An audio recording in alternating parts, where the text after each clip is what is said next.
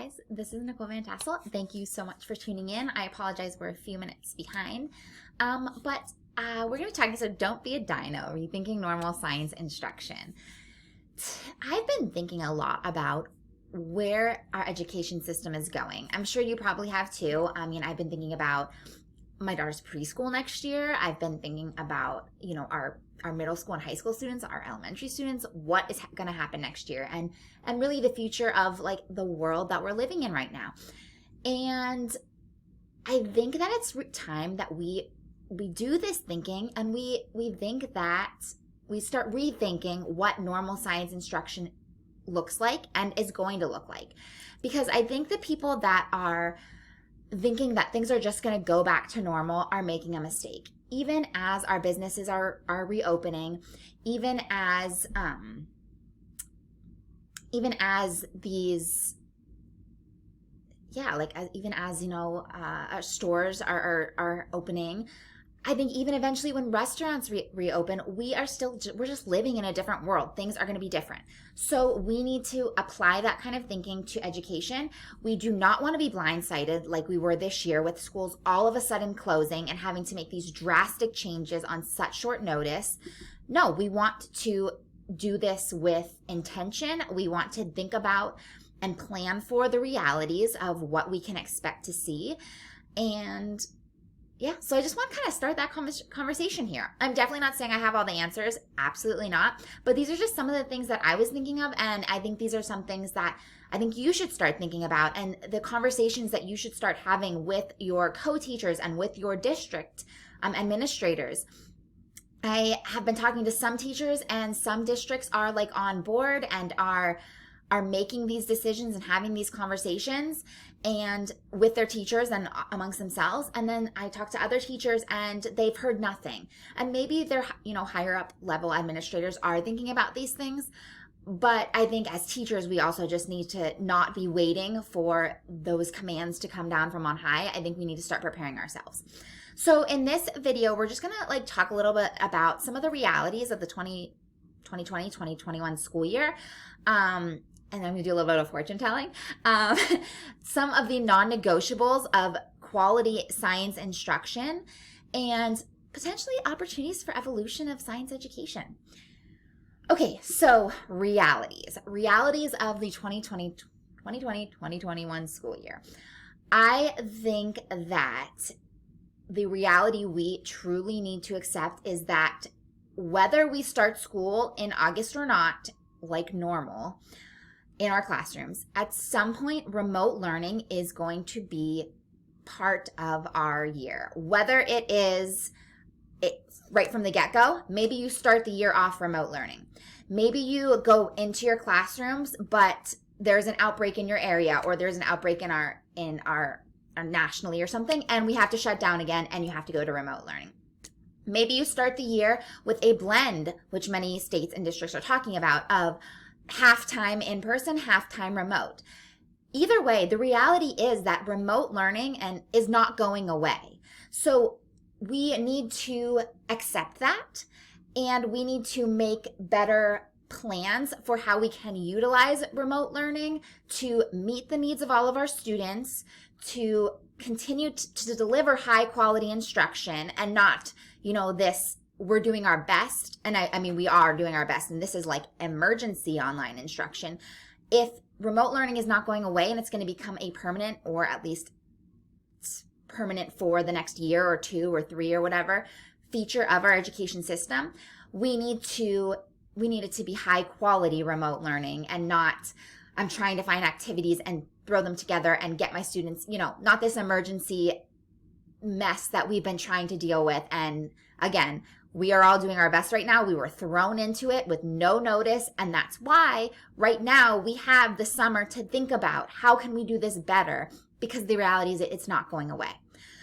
So with that in mind, the thing that we need to master, the number one thing that I think is going to impact your remote learning, is getting your students to come to your remote learning or to do the activities. And the number one thing that you can do to get your students to do that is to build relationships. And this is what I've seen with some of my Academy members.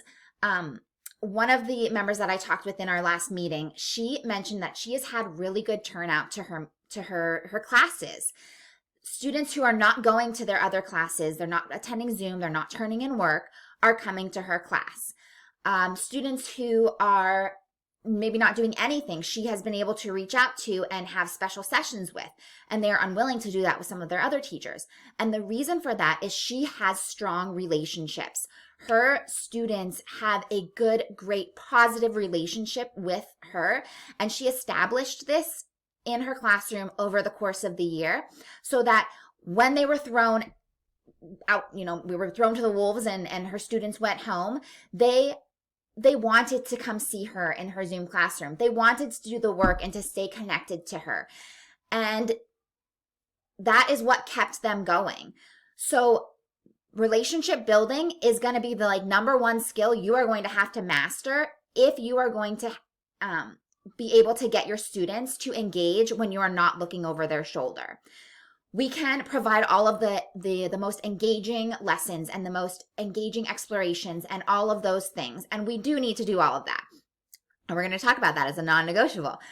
But the reality is that sometimes even that is not able to reach your student if you cannot first bring them in emotionally and connecting with them in that relationship way. So relationship building is going to be that number one skill. And we have to think about how are we going to do that? How are we going to do that in the fall? How are you going to do that if you only see your kids twice a week and then the other half they're on remote, you're teaching them remotely? How are you going to do that if you're starting off the year in an online setting? How are you going to do that in a very quick manner so that you can create those very strong relationships early on in the case that, let's say you start school for 2 weeks and then all of a sudden things close and you have to go to remote learning? Your goal early on is going to be to create those strong relationships and to find ways to master or find ways to continue building those relationships. So that is something that you really need to start thinking about and start reviewing, reading books and watching videos and just mastering that relationship building skill, because that is going to be the difference between your student showing up to your Zoom class and that student, you're never hearing from them again. And then third, the procedures that's going to save your sanity. We are probably going to be seeing a lot of absenteeism, whether that is parents freaking out and wanting to keep their kids home.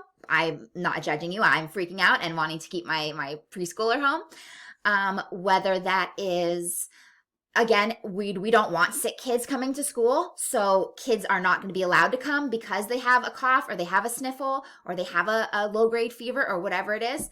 So you're going to want to come up with a clear procedure to address that and to deal with that and to accept that that's going to be a new normal.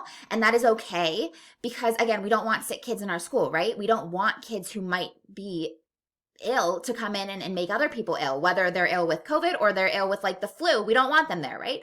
We want sick people to stay home. So absenteeism is going to be an issue. So you're going to want to start thinking about what procedures can you put into place to help you keep track of student work, to help students keep track of their progress, and just start thinking about those. So again, maybe you're going to start reading some books on different procedures. I highly recommend Harry K. Wong's The Classroom Management book. You probably have read The First Days of School because everybody reads that, and that's amazing, good for relationship building. But the Classroom Management book is really good for procedures, so that has a lot of good ideas there. But start browsing Pinterest, start figuring out what can you do to deal with the absenteeism that's going to be an issue when we do get back to school. And those same procedures you might find very helpful in keeping students organized in remote learning as well, keeping track of what's done, keeping track of what they have yet to do, catching people up when they fall ill and they can't complete the work on time, or something else happens and they can't complete the work on time. All of that is going to be helpful to you. Okay, non-negotiables in science education. Now, okay, so all genuine learning is active, not passive. I love this quote. It involves the use of the mind, not just the memory. It's a process of discovery in which the student is the main agent, not the teacher.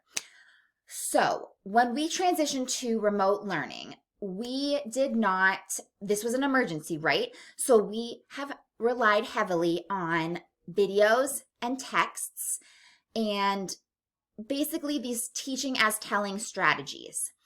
And I've seen some really beautiful digital resources that they're just like gorgeous. I want to go through them and play with them. They're walking students through different like science ideas, and by showing them different texts and showing them videos and having them look at pictures and pull out examples and explain examples and all of that. And they're beautiful and they're gorgeous. And there is a place for them in our NGSS storylines. But this approach it's still teaching as telling. It is still us as the teacher, through the use of text, through the use of video, through whatever, delivering information to our students. It is not students using their brains to figure it out themselves. It is not students using the science and engineering practices to figure these science concepts out on their own. And it is not three-dimensional learning. So again, there's absolutely a role for these resources in our NGSS storylines, but these cannot be the only way we are teaching our students, and these cannot be the primary way we are teaching our students, or we're going backwards, and we don't want to go backwards. We want to move education forwards. Now again, we have been in an emergency situation here where we are just making the transition and doing our best. Nothing wrong with that. But next year, we need to make sure we are continuing to provide our students. Again, this is the new normal. So we need to move away from this emergency thinking of just getting by and think of how can I plan to continue to deliver high quality instruction for my students in this new normal. So long term, we cannot just rely on teaching as telling and these like emergency approaches. We need to continue engaging our students in high quality exploration and discovery. And it is 100% possible to do this online. My YouTube channel, I did a video of training here a few weeks ago on how you can incorporate exploration and discovery in online settings. There's like a bunch more ways that you could do it that I've like come across since then, but that is a great way to get started. And I will post the link to that, and I'm going to jot down link to YouTube. So this video outlines some different ways that you can use exploration and discovery even in online settings. You can do it. It is possible, or whether it's online or whether it's remote learning, but it is possible to engage your students in exploration and discovery even in these remote learning settings. We cannot abandon that approach to instruction even if we can't be in the classroom with our students. That said, in addition to exploration and discovery, we do have to incorporate interaction. We can't just give our students text and videos, and we can't just give them a simulation to work through and then leave it at that. Our students need opportunities to discuss their ideas, to interact with other students around those science ideas. But it doesn't have to be in person. I mean, if you look right now, we have scientists all over the world who are meeting via Zoom, who are sharing their discoveries and their observations and what they are seeing in their hospitals and in their laboratories in written form or in video form. And they're collaborating, and they're not face-to-face. They're not in a classroom together. And it's science. That is real world science. So we can use these same strategies. We can do Zoom meetings or Google Classroom meetings.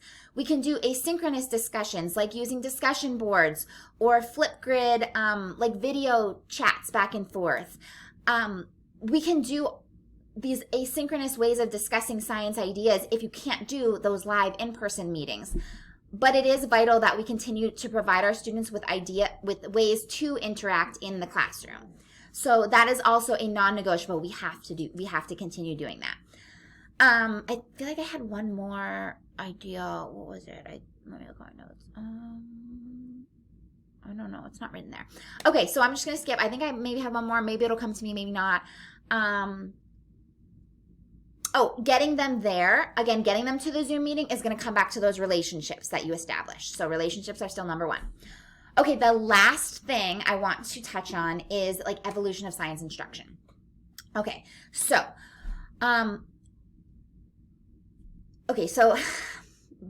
we are in a very unique situation. we can probably agree that our education system hasn't like been the greatest for a while, right? We obviously, and I don't mean this as a judgment to like teachers or anything. Like I was a teacher. I still consider myself a teacher. Even though I'm not like right in the classroom right now. Anyway, no judgment on teachers. We have all done our best, but our system has been flawed. And the reality is that like nothing changes if nothing changes. When something kind of works, we continue dealing with it. My car, like the little screen in my car keeps turning off, but it still is working. Like it turns back on. So I haven't called to get it fixed yet because it's not totally broken, right? It still works. It's annoying, this inconvenience of it turning off, but I haven't made the step to actually go get it fixed because it still works. It's not totally broken. Okay, so our education system is not totally broken. It's been okay getting by, right? We haven't done anything to change it as a result, or for the most part. So because it's kind of worked, we've just been going with it, and it continued to kind of work. We had no like compelling reason to force change. Well, now our education system is like not really going to work in this setting. Our system of shoving 30 kids in a classroom and then shuffling them grade to grade and giving them these worksheets and things like that is just not going to work. Mostly for like health reasons. We don't want to shove 30 kids in a classroom and have one kid sneeze and infect like those 30 kids and then, how many countless others. So we are forced to change. There's a quote, and I think it's a French guy, so I'm going to say it French, like Jean Monnet. He said, people only accept change when they are faced with necessity and only recognize necessity when a crisis is upon them. Okay, so we have a crisis. We know there's a necessity to change. This is what's going to force people to change.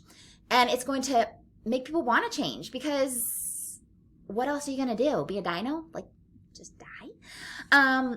Okay, so we can embrace this change and use it to make a better system that better serves our students, that makes our lives easier and more enjoyable, that gets back to like the heart of teaching, of excited students and learning is fun, and not in a fun like, oh, all we do is learn, but like learning is intellectually engaging and stimulating, and I want to figure everything out about the world and all of that geeky stuff, Or we can just be dinos and continue struggling to maintain the status quo of a broken system that is not working.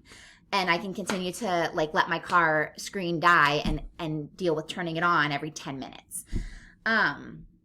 So some of the big dreams I have for education, and I'd love to hear what dreams you have. So like, please drop them in the comments. But like, again, I don't have all the answers, and I know these are big dreams, and I don't know how to get there. So I'm just throwing these ideas out. But hey, let's start talking about it, right? But hey, for one, personalize, like a more personalized, flexible system. If we're only seeing our kids 2 days a week and they're working on their own, why can't students like advance at their own pace? Maybe not like totally individually, but maybe in smaller groups where you have a group of students that advance through units quicker, maybe advance through grades quicker and are able to like move forward and study things, like complete the basics and then move on to additional courses. On the flip side, those students who are always struggling to just keep up with the pace of class, they don't feel that like pressure to keep up. They can instead learn at their pace and take their time with their learning. Why not, right? If we have this freedom and this flexibility, like why can't we start thinking about education differently? Mastery-based learning. There's obviously a lot of districts that have already started looking at mastery-based learning and standards-based grading and all of that. But if we're blending this remote and in-person classes, if we're sending remote learning home, we don't need to like keep our students busy with like busy work, unnecessarily graded things. Why not? We could just have students, here's the work, here's the things you could do to master it, prove that you've mastered it, complete this assessment, and then advance. Again, it's like that personalized, flexible kind of approach. And then access to technology. Like if we want to provide education in this new reality, which again, we hopefully can all agree on because future of society, we need to provide resources for our students. We can't just say we're not going to have school because not everybody has a computer. That's not going to work. So it's going to be up to districts and states and maybe even the federal government. I don't know. I don't want to get in like super political or anything, but we do need to step up and we're going to have to provide equitable access to these learning tools for our students. And we should have maybe had this access before, but now we have the impetus to like make it happen, to give our students access to the learning tools they need, to the internet resources they need. And maybe this is the impetus that takes us there. And again, I know these are like big ideas and that change isn't going to come easy, and I don't want to diminish that. And I know this is all hard, but like, again, if you're going to dream, like, why not just dream big? So I know this is a hard time, and I know I don't want to like diminish that again or anything like that, but I also just see that like this could be an opportunity to do some amazing things in our education system and in science instruction. And I want to encourage you to start thinking big and thinking how you can make your classroom even more amazing. If you'd like to continue working together, I want to just put up, we have our Intro to the NGSS mini course. That's our Kickstart Aha. It basically walks you through like your secret to like covering it all with NGSS content. Obviously, you can't really cover it all when you are using exploration and discovery, so we address that in the mini course. We also talk about why your students or how your students are going to be more engaged in your NGSS units, and the hint is phenomena and storylines. And we get into like what three-dimensional instruction actually looks like at the like activity level, the lesson level. So you can check that out. We also have our complete iExplore Academy program that walks you through designing your NGSS aligned curriculum and then implementing it, as well as like human support, having a human to talk to. And I offer programs for schools and districts, and I actually have some new programs in the works that I'm pretty excited about, but don't want to give those away. Okay, thank you so much for tuning in. Again, I'm so sorry we were a few minutes late, but thanks for hanging in there. I will catch you later. Start dreaming, guys. I'm so excited about, I don't know, I'm excited about the new exciting things we can bring to science education. I hope you can get excited about it too.